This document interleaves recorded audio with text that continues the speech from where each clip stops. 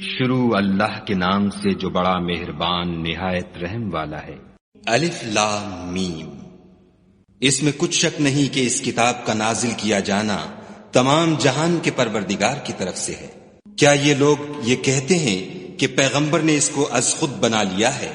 نہیں، بلکہ وہ تمہارے پروردگار کی طرف سے برحق ہے، تاکہ تم ان لوگوں کو ہدایت کرو جن کے پاس تم سے پہلے کوئی ہدایت کرنے والا نہیں آیا، تاکہ یہ رستے پر چلے۔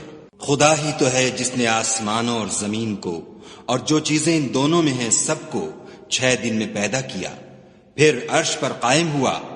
اس کے سوا تمہارا نہ کوئی دوست ہے اور نہ سفارش کرنے والا۔ کیا تم نصیحت نہیں پکڑتے؟ وہی آسمان سے زمین تک کے ہر کام کا انتظام کرتا ہے، پھر وہ ایک روز جس کی مقدار تمہارے شمار کے مطابق 1000 برس ہوگی، اس کی طرف صعود اور رجوع کرے گا۔ یہی تو پوشیدہ اور ظاہر کا جاننے والا اور غالب اور رحم والا خدا ہے، جس نے ہر چیز کو بہت اچھی طرح بنایا، یعنی اس کو پیدا کیا، اور انسان کی پیدائش کو مٹی سے شروع کیا، پھر اس کی نسل خلاصے سے یعنی حقیر پانی سے پیدا کی، پھر اس کو درست کیا، پھر اس میں اپنی طرف سے روح پھونکی، اور تمہارے کان اور آنکھیں اور دل بنائے، مگر تم بہت کم شکر کرتے ہو۔ اور کہنے لگے کہ جب ہم زمین میں ملیا میٹ ہو جائیں گے تو کیا از سر نو پیدا ہوں گے؟ حقیقت یہ ہے کہ یہ لوگ اپنے پروردگار کے سامنے جانے ہی کے قائل نہیں۔ کہہ دو کہ موت کا فرشتہ جو تم پر مقرر کیا گیا ہے تمہاری روحیں قبض کر لیتا ہے، پھر تم اپنے پروردگار کی طرف لوٹائے جاؤ گے، اور تم تعجب کرو جب دیکھو کہ گناہگار اپنے پروردگار کے سامنے سر جھکائے ہوں گے، اور کہیں گے کہ اے ہمارے پروردگار، ہم نے دیکھ لیا اور سن لیا، تو ہم کو دنیا میں واپس بھیج دے کہ نیک عمل کریں، بے شک ہم یقین کرنے والے ہیں۔ اور اگر ہم چاہتے تو ہر شخص کو ہدایت دے دیتے، لیکن میری طرف سے یہ بات قرار پا چکی ہے کہ میں دوزخ کو جنوں اور انسانوں سب سے بھر دوں گا۔ سو اب آگ کے مزے چکھو، اس لیے کہ تم نے اس دن کے آنے کو بھلا رکھا تھا۔ آج ہم بھی تمہیں بھلا دیں گے، اور جو کام تم کرتے تھے ان کی سزا میں ہمیشہ کے عذاب کے مزے چکھتے رہو۔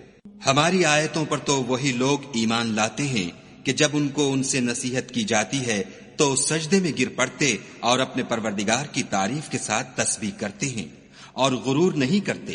ان کے پہلو بچھونوں سے الگ رہتے ہیں، اور وہ اپنے پروردگار کو خوف اور امید سے پکارتے، اور جو مال ہم نے ان کو دیا ہے اس میں سے خرچ کرتے ہیں۔ کوئی متنفس نہیں جانتا کہ ان کے لیے کیسی آنکھوں کی ٹھنڈک چھپا کر رکھی گئی ہے۔ یہ ان اعمال کا صلہ ہے جو وہ کرتے تھے۔ بھلا جو مومن ہو وہ اس شخص کی طرح ہو سکتا ہے جو نافرمان ہو؟ دونوں برابر نہیں ہو سکتے۔ جو لوگ ایمان لائے اور نیک عمل کرتے رہے ان کے رہنے کے لیے باغ ہیں، یہ مہمانی ان کاموں کی جزا ہے جو وہ کرتے تھے۔ اور جنہوں نے نافرمانی کی ان کے رہنے کے لیے دوزخ ہے، جب چاہیں گے کہ اس میں سے نکل جائیں تو اس میں لوٹا دیے جائیں گے، اور ان سے کہا جائے گا کہ جس دوزخ کے عذاب کو تم جھوٹ سمجھتے تھے اس کے مزے چکھو، اور ہم ان کو قیامت کے بڑے عذاب کے سوا عذاب دنیا کا بھی مزہ چکھائیں گے، شاید ہماری طرف لوٹ آئیں۔ اور اس شخص سے بڑھ کر ظالم کون جس کو اس کے پروردگار کی آیتوں سے نصیحت کی جائے تو وہ ان سے منہ پھیر لے۔ ہم گناہگاروں سے ضرور بدلہ لینے والے ہیں۔ اور ہم نے موسیٰ کو کتاب دی تو تم ان کے ملنے سے شک میں نہ ہونا، اور ہم نے اس کتاب کو یا موسیٰ کو بنی اسرائیل کے لیے ذریعہ ہدایت بنایا، اور ان میں سے ہم نے پیشوا بنائے تھے جو ہمارے حکم سے ہدایت کیا کرتے تھے جب وہ صبر کرتے تھے اور وہ ہماری آیتوں پر یقین رکھتے تھے۔ بلا شبہ تمہارا پروردگار ان میں جن باتوں میں وہ اختلاف کرتے تھے قیامت کے روز فیصلہ کر دے گا۔ کیا ان کو اس امر سے ہدایت نہ ہوئی کہ ہم نے ان سے پہلے بہت سی امتوں کو جن کے مقامات سکونت میں یہ چلتے پھرتے ہیں ہلاک کر دیا؟ بے شک اس میں نشانیاں ہیں، تو یہ سنتے کیوں نہیں؟ کیا انہوں نے نہیں دیکھا کہ ہم بنجر زمین کی طرف پانی رواں کرتے ہیں، پھر اس سے کھیتی پیدا کرتے ہیں جس میں سے ان کے چوپائے بھی کھاتے ہیں اور وہ بھی کھاتے ہیں، تو یہ دیکھتے کیوں نہیں؟ اور کہتے ہیں اگر تم سچے ہو تو یہ فیصلہ کب ہوگا؟